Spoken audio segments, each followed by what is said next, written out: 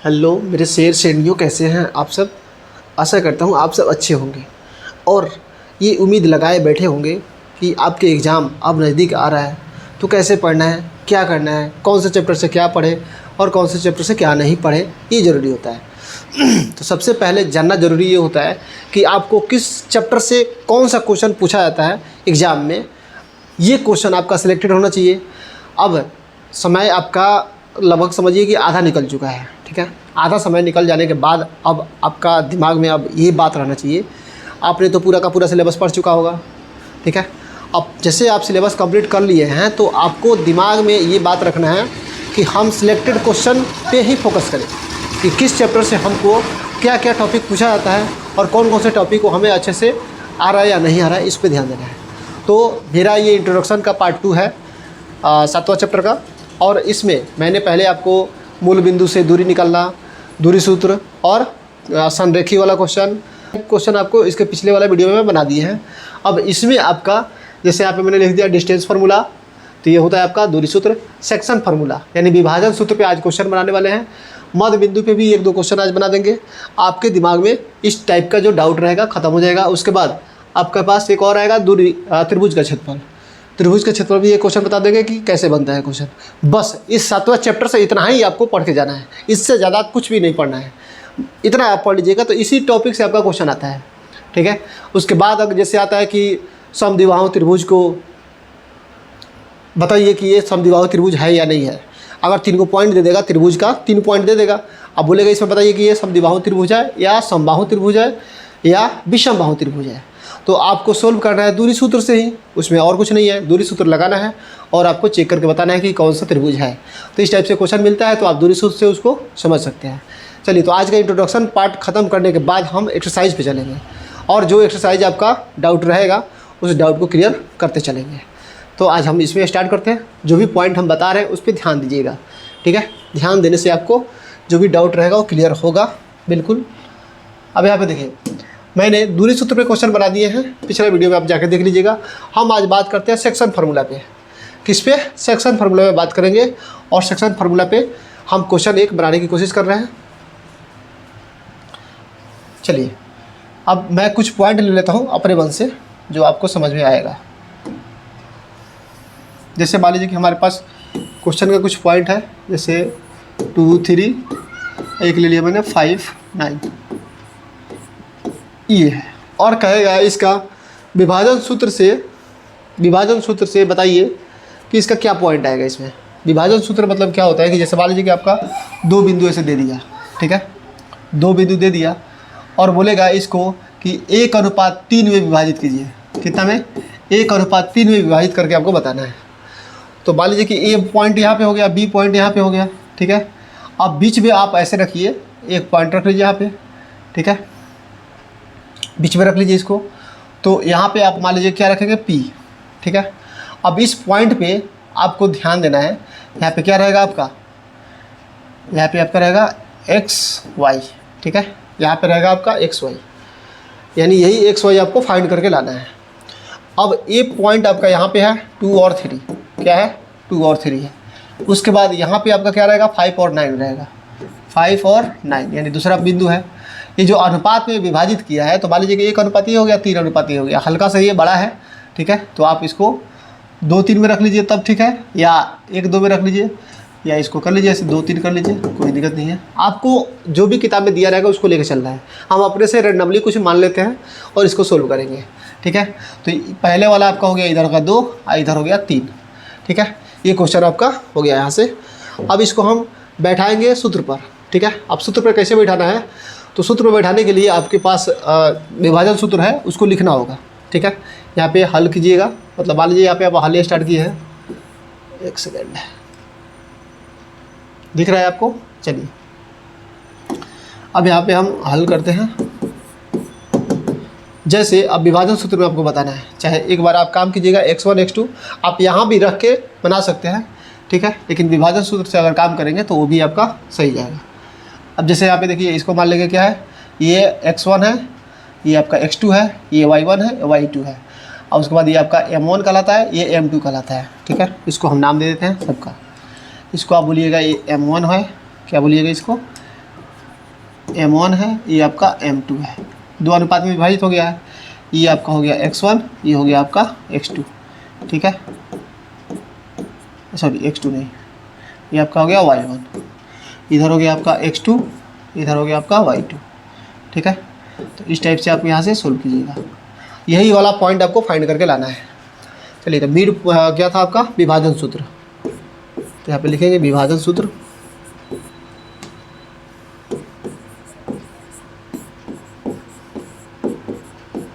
क्या होता है देखिए,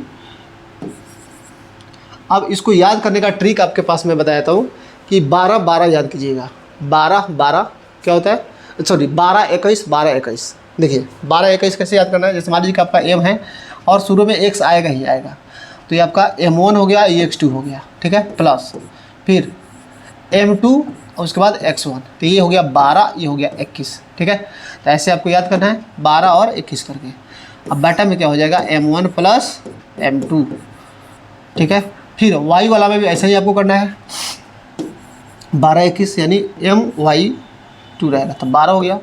फिर m2y1, तो 12-21 इसमें भी हो गया। उसके बाद m1 प्लस m2 यहाँ पे आप कर लीजिएगा, ठीक है। तो ये दोनों फार्मूला का याद करने का तरीका 12-21, 12-21 विभाजन सूत्र 12-21, 12-21 कर लीजिएगा, आपका यहाँ पे काम बन जाएगा, ठीक है। अब इसी फार्मूला पे आपको बैठा लेना है, ठीक है। विभाजन सूत्र की जगह पर आप ऐसे भी लिख सकते हैं कि मान लीजिए आपका P है, तो P के अंदर आपको x y फाइंड करना है, ये भी लिख सकते हैं। चलिए, तो इतना करने के बाद आपको अब यहाँ से ऊपर से टॉपिक जो है उठा के लाना है। देखिए, अब आप बताइए,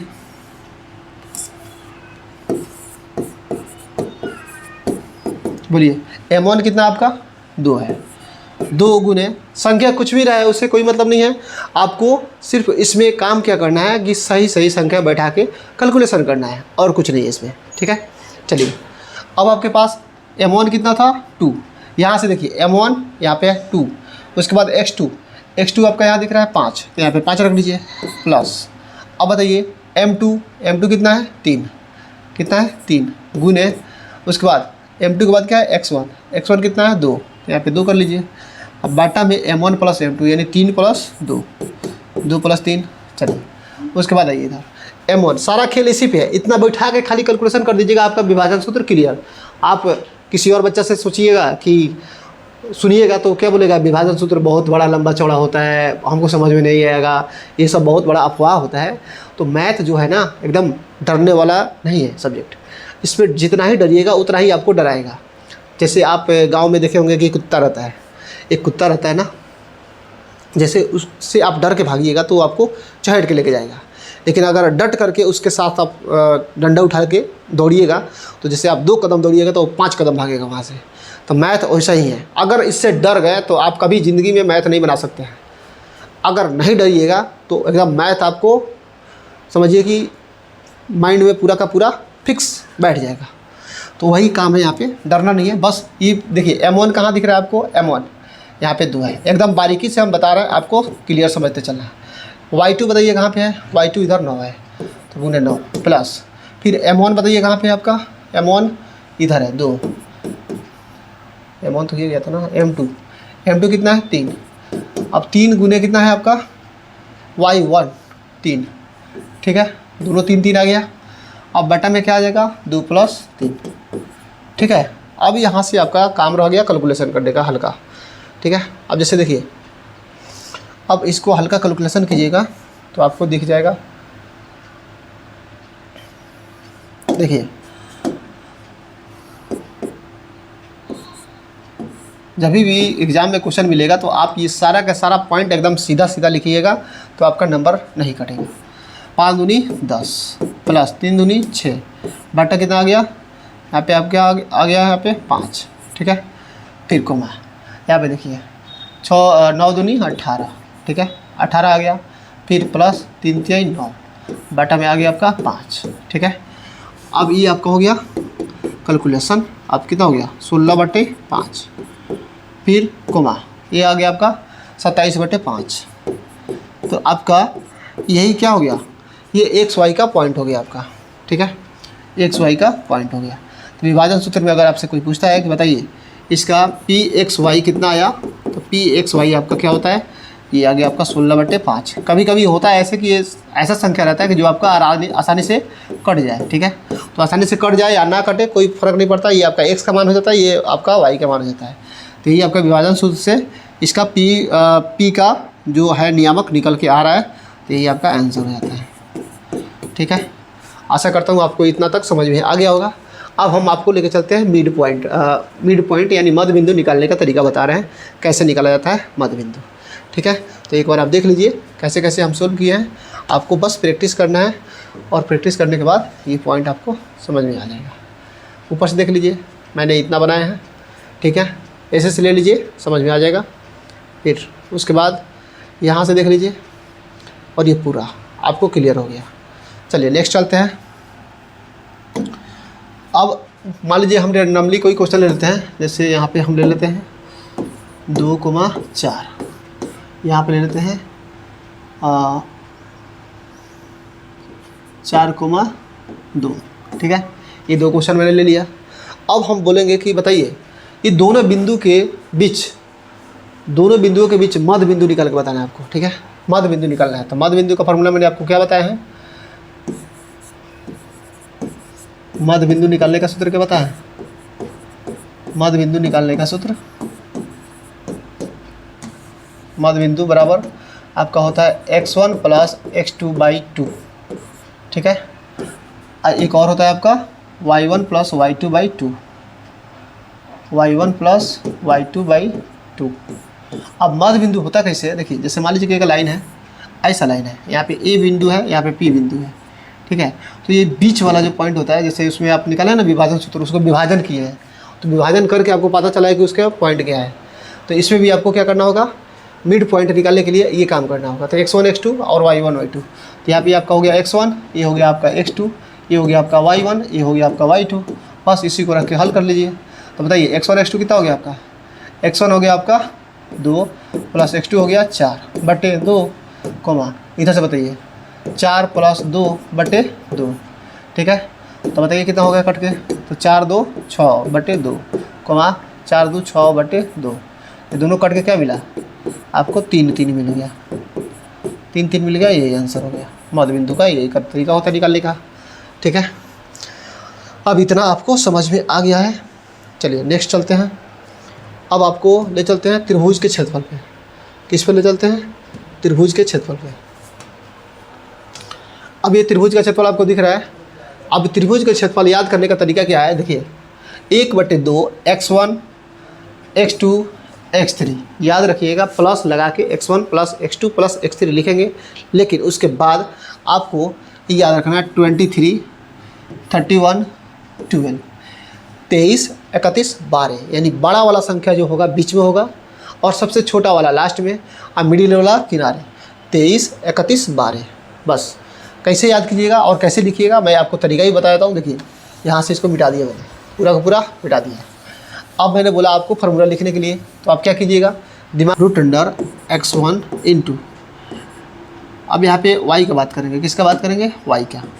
तो y रहेगा, लेकिन आपको याद रखना है कि हमें पहले 23 लिखना है। क्या लिखना है, 23। तो यहाँ पे 2 लिखेंगे, यहाँ पे 3 लिखेंगे, बीच में माइनस लगा देंगे, फिर प्लस x2।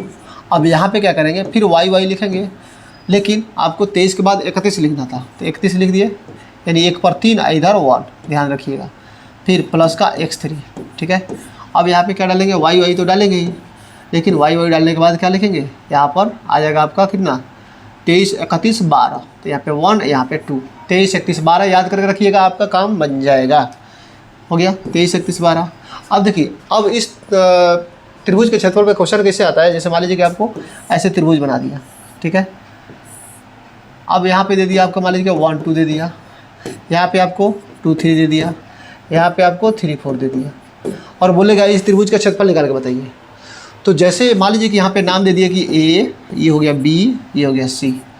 तो इसमें आपको करना क्या है, इसको x1 x2 इसको x1 y1 x2 y2 x3 y3 तीनों पॉइंट रख देंगे, और तीनों पॉइंट रखने के बाद इसी पर बैठाएंगे आराम से, तो हमारा काम हो जाएगा, ठीक है। चलिए मैं इस फार्मूला को यहाँ पे कर देता हूँ शिफ्ट, ठीक है। यहाँ पे कर देता हूँ शिफ्ट, और उसके बाद आपको छोटा सा समझ में आ जाएगा।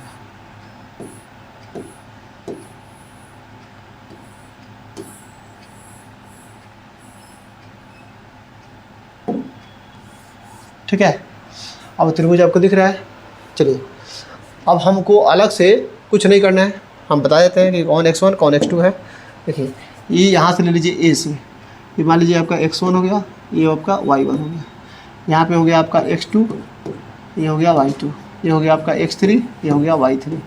ठीक है, तीनों पॉइंट आपका दिख रहा है। चलिए तब यहाँ से स्टार्ट कीजिएगा त्रिभुज के क्षेत्रफल पे क्या होगा। सॉरी, यहाँ पे 1/2 छूट गया है, 1/2 इंटू x1 + x2/2। चलिए तो 1/2, उसके बाद अब यहाँ से कीजिए अंदर, x1 का वैल्यू बोलिए कितना है।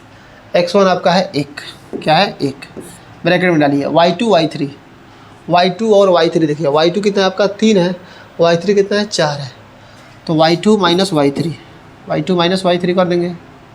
ठीक है, y2 - y3 प्लस x2 कितना है आपका, x2 आपका है 2 रख देंगे। उसके बाद y3 आपका कितना था 4 माइनस y1 कितना है आपका 2 प्लस x3 कितना है आपका 3, x3 ये आपका 3 है।